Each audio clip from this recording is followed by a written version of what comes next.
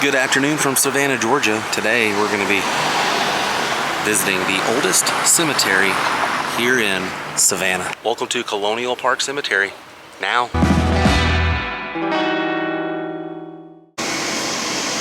it sits right here, Colonial Park Cemetery. Also, I'm going to talk about some of the war and what the soldiers would do. Right in here.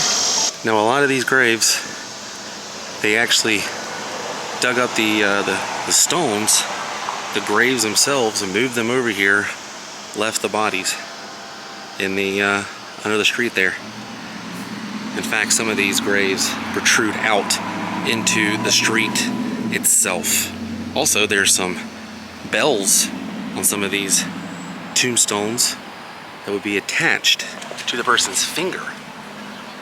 Saved by the bell, saying comes from that, moving their finger, bell would ring, you go in, because there was a yellow fever here.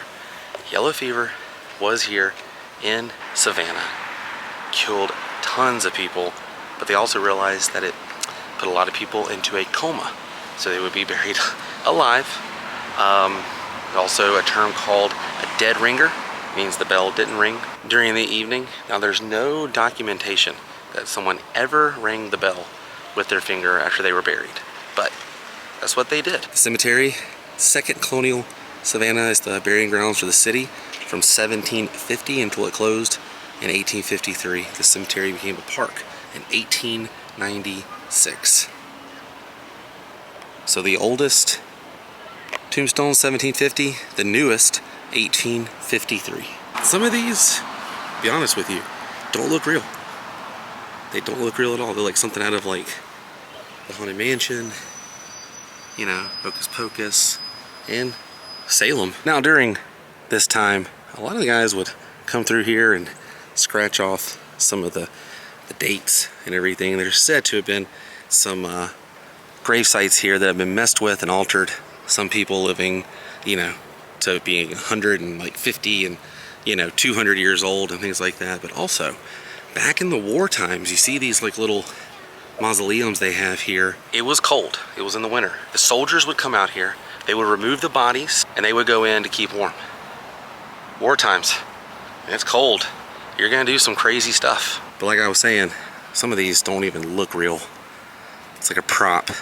It's so cool. Reminds me of when we were out in Salem, Marblehead, out there doing the Hocus Pocus filming locations. But I'm looking for one of the little bells. They still have one of those next to any of these tombstones here. It's amazing. You can walk around here. This is a pretty old one. Born in 1730, died 1777. Right here.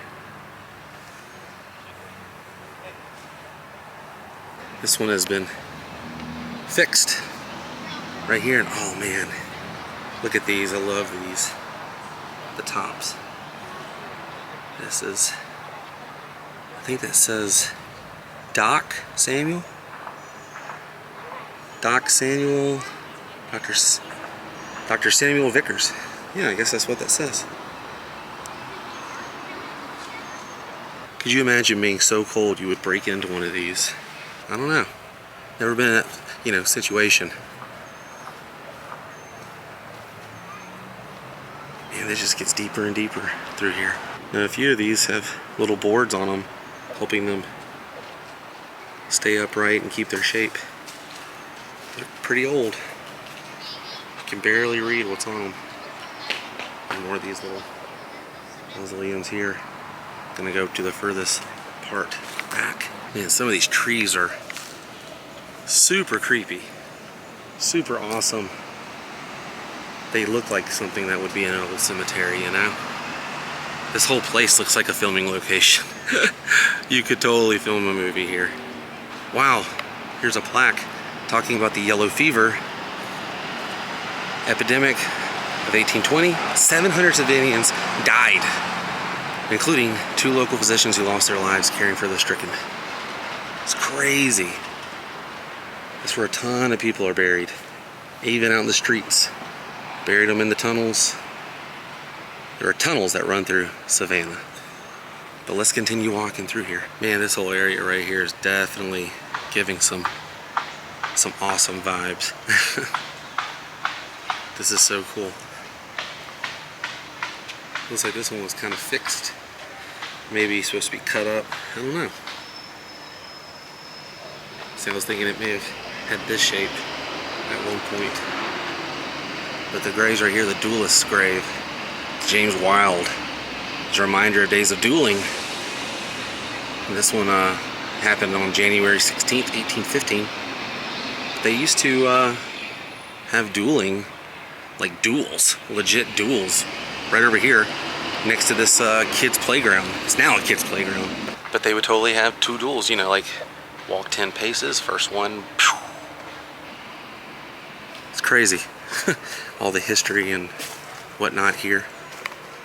So many different crypts.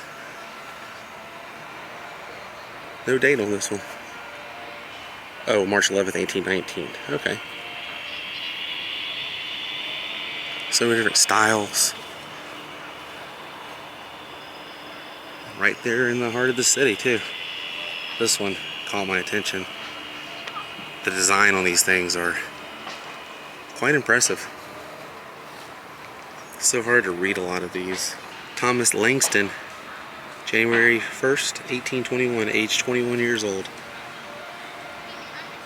These look a little older here, 1836, 1834. Somebody takes care of these, I think. I'm gonna take a quick trip right up here and show the dueling area for you guys. And the pathway through here is that old, I can't remember what they call this, but it's shells and a bunch of stuff. You see this stuff in like New Orleans and St. Augustine. Very old way of making a road, a path. So like I was saying earlier, back in the 17 and 1800s, they used to have duels, you know, just like you would see on TV and read around your history books. Right here is where it would happen. It's now a child's playground area, and this whole field here. Winner would go about their merry way, you know. And then that loser, they would just roll the body right over here. Basically, that's pretty much what would happen. They're really close to this whole area. All right, gonna go check out the furthest part of the cemetery in this wall. There's so many headstones and stuff against the wall for protection, I'm guessing. You know, to try and preserve them. Yeah, right underneath this magnolia tree, look at this. How cool is this?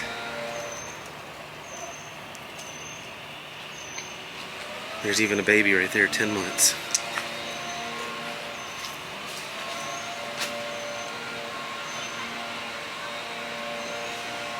All along this wall here. And just thinking back on what I heard on the bus, like I was telling you guys earlier, they left the bodies in the street and they moved the headstones, just like Poltergeist. And I believe these are them, where they have them against the brick wall here. So not all is lost, but I believe their bodies are in the street. Look at this skull and crossbone there. Continues all the way down. And then let's continue walking down ourselves. 1820, 42. A lot of these people are so young, you know, back in those days. With yellow fever and everything, I can see that, but most people just didn't live long back in the day. Wow, these are so neat.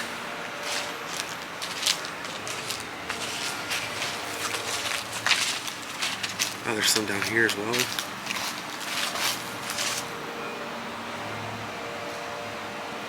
Yeah, the whole back wall of the cemetery is just this. Headstones. And I think out of all of them, this is the most well kept with its color.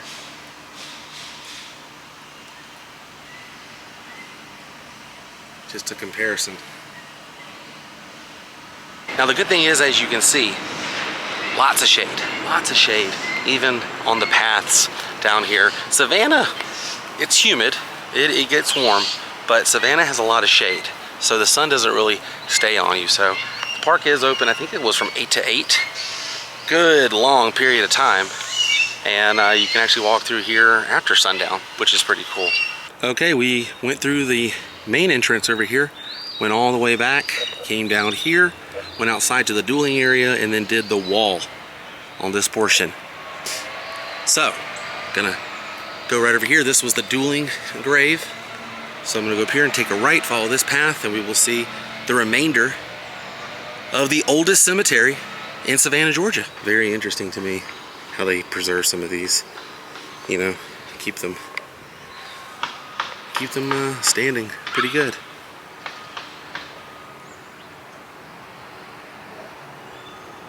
They added a backing to this for Mary Ann. It's cool. I'm glad they take care of these. Some of these look like they're supposed to be standing, but in fact they are meant to be laying over. And some headstones have been removed altogether. It's just one big square too, by the way, that this cemetery sits on. The park next door, lots of bodies in that one as well with no marked graves. Gonna continue around this back path here. Some alright looking graves over here. Still looking for something to kind of jump out, you know, grab my attention. Architecturally speaking, I don't want like something like a spirit or something to jump out and grab my attention. You guys know what I'm talking about. Little bird hanging out on top. Oh, there's a little bench right up here at the end of the path. I'm gonna show you a little tomb, little mausoleum that actually goes out into the street still around this little wrought iron fence they have built. Because, like I said earlier, left the bodies, moved the headstones just like in Poltergeist. That's it right there in that road. This whole cemetery goes out into that. They just moved things and left things and changed everything in here to accommodate the ever-changing and growing Savannah, Georgia. Man, this is crazy. You're getting into some of the nitty-gritty down here. There's another path right over here I can see. I'm not going to take that. I'm going to continue to the mausoleum thing sticking out into the street. And this belongs to a Reverend Jean. This is the mausoleum that, if you look, goes out against the street here a little bit, out of the property.